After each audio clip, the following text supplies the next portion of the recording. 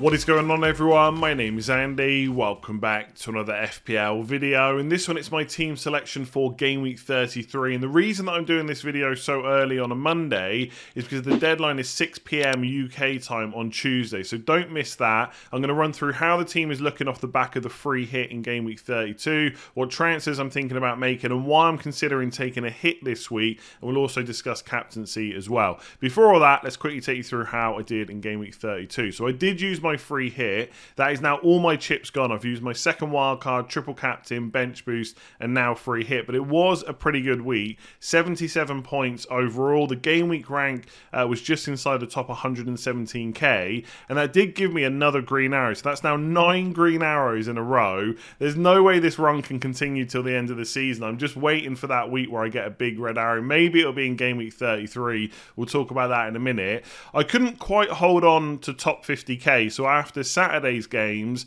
I was like 44 or 45k, but obviously Isak got a couple of goals yesterday. Bowen was quite popular on free hit. He got an assist as well. I think it was really Harry Kane's goal to get rid of the Newcastle clean sheet that hurt the most. But overall, still 52k. Very happy with that given where we were a few weeks ago. So things are going a bit too well. I'm waiting for the drop off. Maybe it'll be soon. The best thing about free hit 32 was obviously Castagna. Very much lucky with that kind of punt. He got the goal. They did lose the clean sheet very early. I think they were the first team on Saturday to lose the clean sheet at 3 PM, which didn't surprise me whatsoever. So to pop up with a goal towards the end, very happy with that. He got the 2 bonus points as well. In the end, he just became a default pick for my team because I didn't have any more Arsenal and Liverpool spots, and if I wanted to go for Gakpo and Jesus, I had to go for a different defender.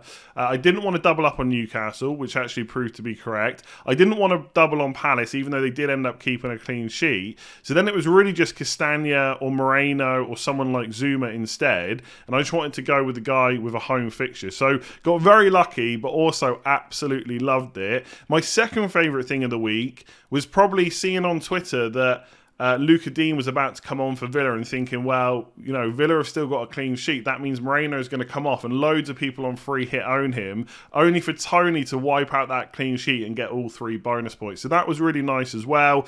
Elsewhere, Trent chipped in with an assist. Johnston, shouldn't forget about him. What a hero. He's only played 3 times this season. He's got 4 points, 9 points, and now 10 points. So to save the double-digit haul for the free hit, that is just kind of the luck that you need when you use a chip like that. So overall, it went really well. Gakpo only getting 59 minutes was disappointing. Jesus putting up nearly as much XG as Southampton did and coming away with nothing was also a bit frustrating. But overall, very good free hit, 77 points, nearly inside the top 50k. Let's see how much we can push on in Game Week 33. All right, let's take a look at the defensive options. And I've got to be honest, I'm not massively confident about having to play double Chelsea defence this week. But I think in isolation, it makes sense to play both Kepa and Chilwell ahead of the alternatives. And I don't think either is worth using a transfer on either. So take the goalkeeper, for example. Brentford at home, tough game. Tony's not suspended. Chelsea haven't kept a clean sheet in any of the games that Lampard has managed so far. To be fair,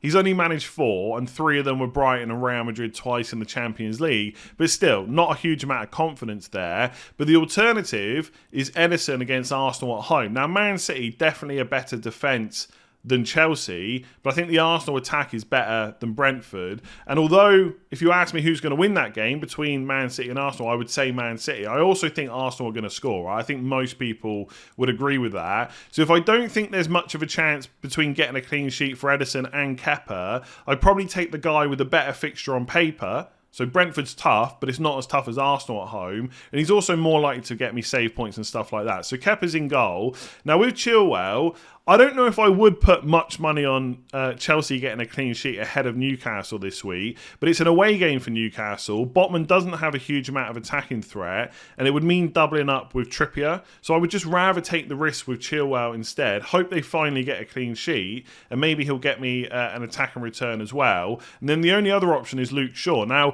Man United, very makeshift defence against Brighton in the FA Cup. It was Wan-Bissaka right back, then Lindelof and Shaw as the centre-backs, with Dalot playing as a left-back. But they did defend pretty well, but this is an away game against Spurs. And as bad as Spurs have been, and they were very bad against Newcastle, Kane still managed to pop up with the goal, and I think they will score against Man United. So I don't think that Luke Shaw or Chilwell necessarily get a clean sheet this week, but I just don't really want to double up on the Newcastle defence for an away game against Everton. So that's how I've come to the conclusion that Kepa and Chilwell will be in goal.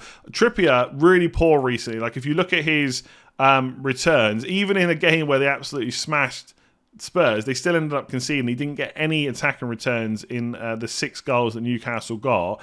And he got the 12-pointer against Man United, where he got an assist, clean sheet, and obviously the bonus as well. Before that, there was an assist against Wolves, but they conceded. And that's kind of it for a little while, right? 8 points against Palace back in game week 21. So the returns have been really poor. We should have probably expected this to happen, right? I know we felt like Trippier was, bulletproof. He was never going to not get us returns. All players go through this at some stage of the season. You kind of just got to forget about it. And on paper, it's a pretty good fixture against Everton away. We know he's still fairly attacking, right? There's just no point in panicking about it. He's also got a double in 36, so he's going nowhere from my team. And then Estepinian, this is the point now in the season where Brighton have got 9 fixtures in the next 6 game weeks, starting with a good away fixture against Forest, who don't score many goals.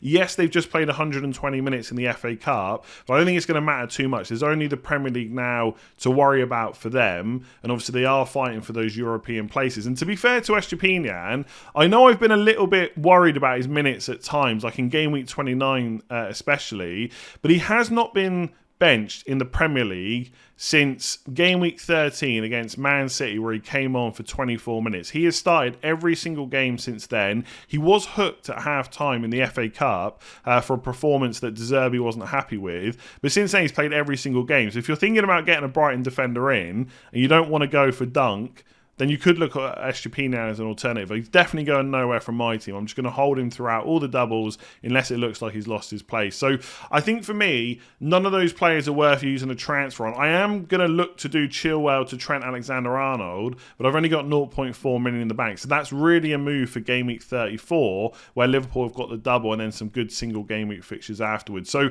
I don't think Chilwell is a must keep or anything like that. But for my team, it makes sense to keep him and probably play him this week as well. So all 4 of my midfielders were involved in yesterday's FA Cup semi-final, and 3 of them played 120 minutes. So that's Matoma, March and Rashford. I'll talk about them in a second. With Bruno Fernandes, he came off around the 100th minute, which you wouldn't usually expect to happen.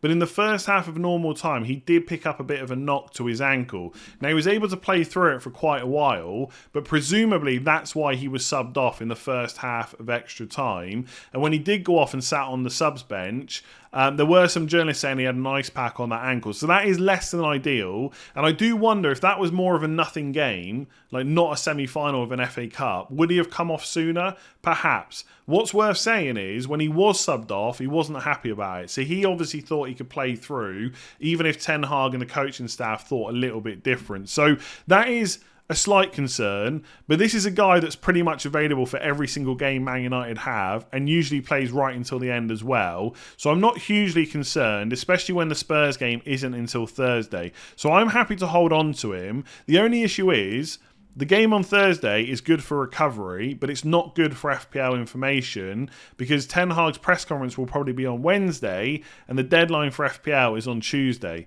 So I'm probably going to hold on to him without fully knowing what's kind of gone on there, which again, I'm a little bit worried about, but I think I've just got to do it. There is another conversation to be had about whether he's worth keeping in general, because if you got him in game week 29, he's blanked every single game since, including other competitions.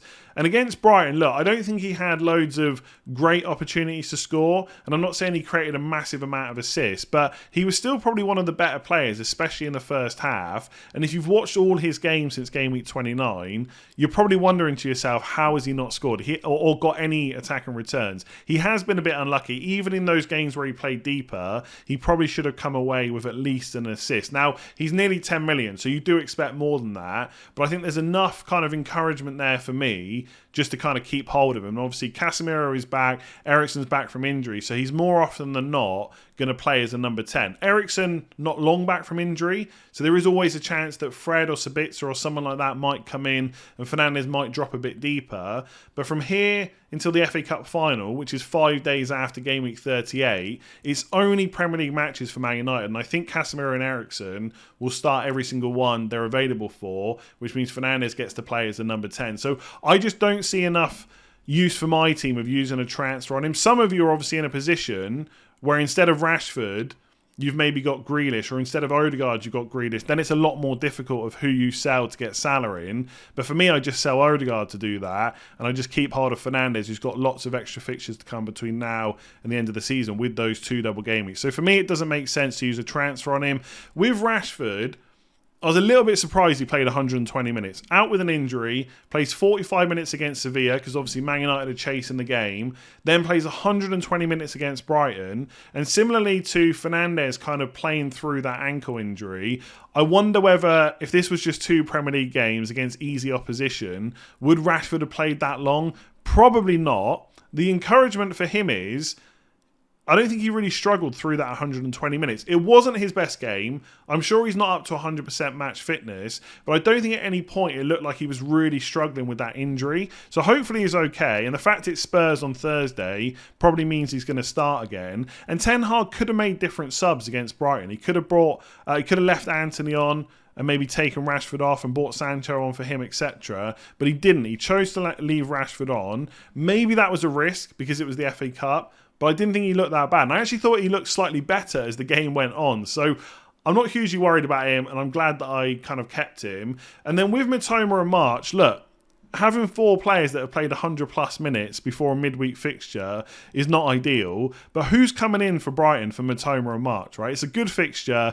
We know they've got 3 more double game weeks to come. There is just no point in using a transfer on either of them. They're still excellent value going forward. Obviously, March missed the penalty. It's not ideal. You kind of feel sorry for him that he was the one that missed out of however many penalties it was, 14 or 16, something like that. But that's the way it goes. You try and bounce back against Nottingham Forest, and that's kind of not the perfect fixture to do it in, but it's a good one. Brighton can definitely go and win that game. So there's no reason to get rid of either of them. And I think with Odegaard having such a difficult fixture, on paper, the hardest fixture you're going to have in the season, there's just no point in playing him ahead of any of those midfielders either. So I might transfer him out, but I'll come on to that in a minute. In terms of Mitoma, March, Fernandes and Rashford, unless I hear any news about them having issues before Tuesday's deadline, I'm just going to keep them all. Because March was another one that had an ankle injury in the first half and played through. Now, when you're watching, just quickly, when you're watching on TV, it's not always easy to see the players because obviously they don't focus on the whole pitch. There's, focusing on what action happens. There were a few tweets that I saw from journalists at the game saying that he was maybe moving a bit gingerly, but he's also gone on to play 120 minutes. So hopefully he'll be okay. We should, because that game's on Wednesday, we should hear from De Zerbi on Tuesday anyway. But I think at this point, I'm just keeping all 4 of them and benching Odegaard. It just makes the most sense to me. And then up front, it's Kane, Watkins and Haaland. And as things stand, Haaland does have the captaincy armband, as you might expect, right? And I don't see that changing. There is a chance that I bring in Salah this week, which I'll talk about in a minute. And there is an opportunity there to go a little bit different. So could I captain Salah against West Ham away instead of Haaland at home to Arsenal? Possibly, but all things considered, I just don't think there's enough upside there to back against the crowd. And most people are going to go with Haaland. And don't get me wrong, Arsenal has been a tough fixture for most of this season, but they're also a team that have just conceded 7 goals in their last 3, and there's reports going around that Saliba's going to miss this game as well, which is obviously a weak point for that Arsenal defence. And I don't think just because they've conceded 7 in 3, this is now a super easy fixture for Man City. Far from it, but I do think they're going to win, and obviously to do that they've got to score, and who's likely to be involved? The guy that's been involved all season. So I quite like the idea of going Salah captain against West Ham away, but for me, there's just not enough upside to back against the crowd right now, so I'm just going to go with Haaland. In terms of transfers, he's just going to stay in my team for the rest of the season unless he gets injured. With Watkins, obviously blanked in game week 32, not a huge issue. He was brilliant before that. He's been great for most of the season, but especially since the World Cup, and Fulham at home on paper is a really good fixture.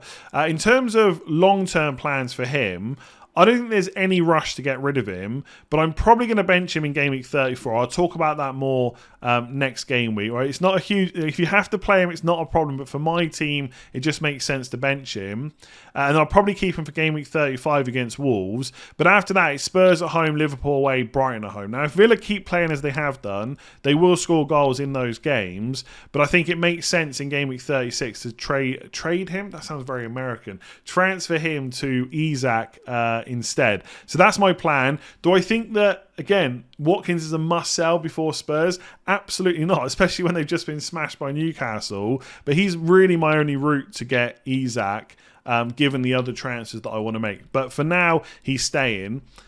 The key question for me is, do I do Kane to Salah for a hit? Now, my plan, ever since I wildcarded in game week 26, was to do Kane to Salah in game week 34 ahead of the double. Now, at the time, people were saying, how can you sell Kane? He's absolutely brilliant. And there's still some people saying that, probably less so than there was back then. The reality is, lots of teams have double game weeks in 34 and 37. Salah only has like a double in 34, not 37 as well. But still, there's that extra fixture there. So I want him in my team. And the only way to get the money is to sell Harry Kane. So it's not that Harry Kane's a really bad option all of a sudden. I just want Salah more. And that is all there is to it.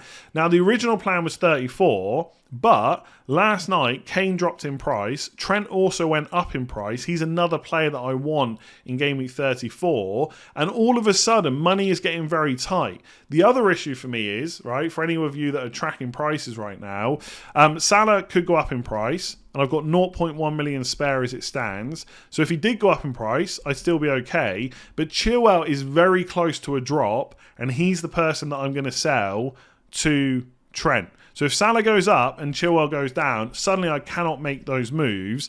There's part of me that's thinking now, do it in game week 33 for a hit and just hope that Salah,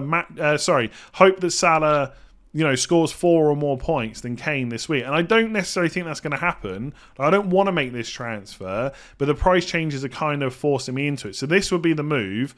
Kane to Greenwood and Odegaard to Salah. Now, a lot of people are thinking about getting rid of Kane this week to someone like Isak, and then also making a similar move like bringing Salah or maybe someone else in. If you've got the money to do that and it still allows you to do every other move you want, then I would definitely do that instead. But this is why, for me, I'm not so keen on making the move this week, because when you bring Greenwood in, you're just benching him. So you're only really swapping Kane to Salah for 4 points. And I just don't think it's worth it this week. But because of the price changes, I feel like I'm almost getting kind of pushed into it. So if we go to the FPL page a second, 0.4 million in the bank. So if I do Kane to Greenwood, just to show you the kind of predicament that I'm in, Odegaard, who I don't think is going to drop in price anytime soon, but the last few weeks he has been dropping a little bit, so I'm sure he'll still get transferred out a bit this week. Salah in. So I've got 1.7 million in the bank. So to do that move, no issue whatsoever. And look, Chilwell does have a double in game week 37, but it's a bad one. It's City away and Man United away. And although in 35 and 36 he's got Bournemouth away, Forest away, I'm not sure whether I trust keeping him over someone like Trent. I mean, Liverpool aren't keeping a huge amount of clean sheets, but I don't know, Chelsea just feel a bit all over the place. You don't know what team's going to line up and stuff like that. So longer term, I don't necessarily want him. So if I do Chilwell to Trent, that leaves me 0.1. So like I said, if Salah goes up and Chilwell goes down, I cannot make those moves anymore. And obviously I've bought Edison in and I've got Kepa, so goalkeepers are hurting me a little bit, but I kind of knew that. I just had more money for these moves a couple of game weeks ago. So that is why I'm thinking about making the Salah move this week, because if he does go up in price, I will have got that price right. So if Chilwell goes down, I can still make that Trent move. But if it looks like Chilwell's going to go down again or Trent's going to go up before game week 34, I would also have to move early next week as well. And I don't like moving early on transfers unless I absolutely have to. So that's my dilemma. To do the moves I want, I've probably got to go today for the Salah move, and then also probably go early next week for the Trent move. The only thing that's kind of in my favour is it's quick turnarounds for the deadlines, right? Tuesday, then obviously there'll be a few matches, then it's another one on Saturday. So that makes it feel a bit more viable, but I'm still not sure if I should do it. If I don't do it, there's no other way to get Trent without taking another hit in Game Week 34, and I just don't think that's worth it. So the alternative would be to go for Robertson, where there's a lot of money spare. And obviously he did get an assist against Forest, so it's not like Trent playing in midfield is going to completely hamper Robertson. But ideally Trent is the one that I would get, or Van Dijk, or I just go to a Man City midfielder who also has a double in 34 like Trent, and it's a pretty good one to be fair, Fulham away and West Ham at home. And they also have another double in 37, although it is Chelsea at home and Brighton away. So if I got a Man City defender in, I could just hold them pretty much all the way through to the rest of the season, because without going too much further ahead, in Game Week 37, you know, Salah and Trent look good for single game weeks, but they don't have another double after 34. So in 37, I'm going to be in a position where if my team looks like this, then I've got a spare Man City slot, because I've only got Edison and Haaland ahead of a double in 37. So one of Trent or Salah might go. And also it's worth noting that if I get Trent in 34, I will bench him in 36, because I'll play Trippier, Botman and Estupinian, who have all got double game weeks. So if I hit him in 34, or if I take a hit this week to get him in 34, I'll play him 35, I'll bench him 36, and I might even sell him in Game Week 37. So there is part of me that thinks, could I take the risk of not having Trent? Liverpool are continuing to concede goals. I don't think he's going to be heavily transferred in over the next couple of weeks, but if he does well again in 33, the amount of transfers he has ahead of 34 will go up, and I just think he is the best option if I've got the money. So these are the moves I'm thinking about making, but I hate being pushed into transfers, and I don't think that Kane's salary is worth a -4 this week. I think I'd have to get a little bit lucky for that to work out. So that's kind of my thinking. This is what the team looks like. Haaland captain, whether I bring Salah in or not. But could I do Kane to Greenwood, Odegaard to Salah, and just play a 3-5-2? That was the long-term plan anyway. The only difference is I'm kind of being pushed into doing it this week instead. Anyway, I'll stop rambling. That was a long section. Let me know down in the comments below what you think of those moves. Give the video a like if you enjoyed it. Hit subscribe if you haven't already. Trying to hit 340k before the end of the season. I think that's very much doable. Make sure to subscribe if you haven't already. You've enjoyed the content over this season. Otherwise, I'll catch you later on, hopefully, for transfer tips for Game Week 33.